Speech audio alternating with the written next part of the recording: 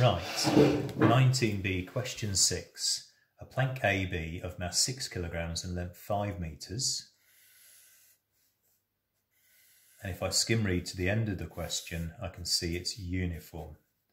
So I can mark the weight in, bang in the middle, as being 6g. A, B is supported at C and D, where A to C is 1.5,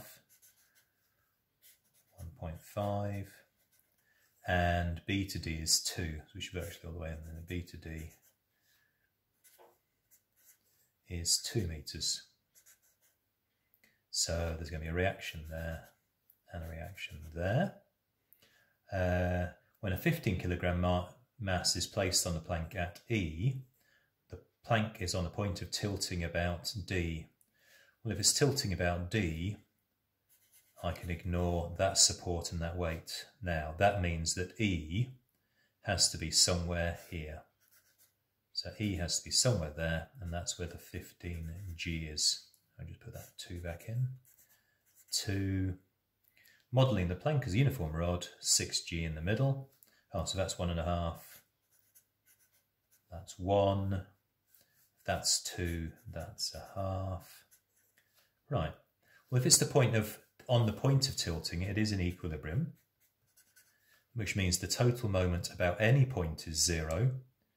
So, if we were really clever, we could do moments about D and say that the 6g, which has a turning effect that way, is balanced by the 15g, which has a turning effect that way. And we've just said that that distance there, oh, we don't know that one, do we? Let's call that x. So that's 3g divided by the 15g is x. So x is 0.2, which means that A to E is 3.2 meters.